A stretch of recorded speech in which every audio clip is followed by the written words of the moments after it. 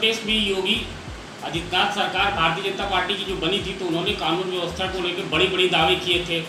उन्होंने कहा था कि जो है अपराधियों के खिलाफ सख्त लगाम लगाए जाएंगे, तो उस पर सब क्या कहना चाहते हैं आप? ऐसा है कि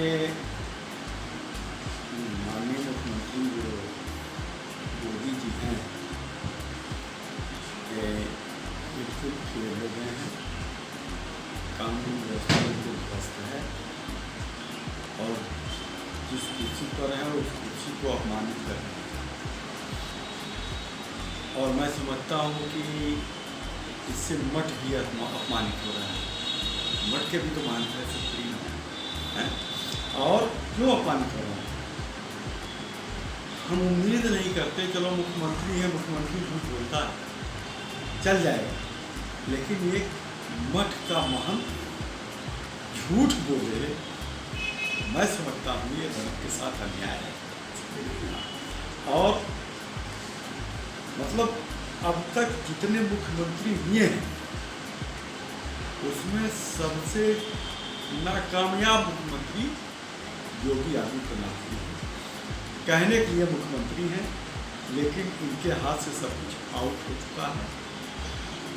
कानून व्यवस्था ध्वस्त है और जब कानून व्यवस्था ध्वस्त है और सब थाना है, अधिकारी हैं, कर्मचारी हैं, सब निरंकुश हो चुके हैं और ये खौफ का वातावरण बना रहे हैं।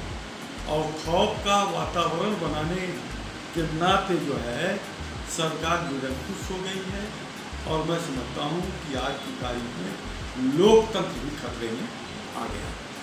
सर, हाथरस में इतनी बड़ी घटना हुई थी, उसमें माननीय जयंत चौधरी जी जा रहे थे, उनके साथ में भी वहाँ पे अधिकारियों ने बदतमीजी किया था, उसको लेकर आप क्या करना चाहते हैं? कि ऐसा है कि योगी जी जो है हम तो ये उम्मीद नहीं कर रहे हैं। लोकतंत्र में विपक्ष की ये जिम्मेदारी है कि जनता के किसी वर्ग के साथ अगर नाइंसाफ़ी हो रही है तो विपक्ष के नेता की जिम्मेदारी है कि वो उसके खिलाफ बोले, उसके खिलाफ लड़े और सरकार को सही रास्ते पर लाने का काम करे। लेकिन ये बेशर्मों की सरकार है, इनके ऊपर कुछ असर नहीं पड़ रहा है। और जिस तरीके से हाथ रस में इन्होंने दंगा नाचना चाहे और अपराधियों का साथ दिया, अपराधियों को बचाने का काम कर रहे थे और आज भी अपराधियों के साथ हैं और अपराधियों को बचाने की तीन टिकट कर रहे हैं, उसकी मैं भर्त्सना करता हूँ। जैन जी को जाने से इसीलिए रोक रहे थे ये लोग कि कहीं असलियत खुल करके सामने ना आ जाए। असलियत को छुपाने के लिए, दबाने के लिए इन्होंने जैन जी के ऊपर लाठीचार्ज किया। और मैं सत्ता में तो बधाई देना चाहता हूँ, एक आध बार जैन जी के ऊपर और लाठीचार्ज कर दे तो मैं समझता हूँ कि राष्ट्रीय लोकदल इस देश की नंबर 1 की पार्टी बनकर के खड़ी है।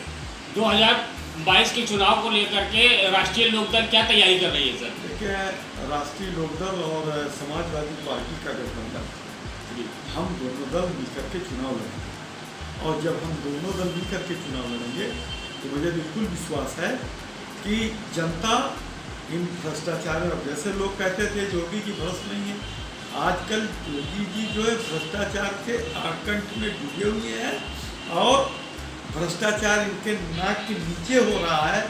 और संजय सिंह जो आम आदमी पार्टी का नेता, राज्यसभा सांसद है, उन्होंने सबूत के साथ पेश किया कि योगी जी भ्रष्टाचार कर रहे हैं, करवा रहे हैं।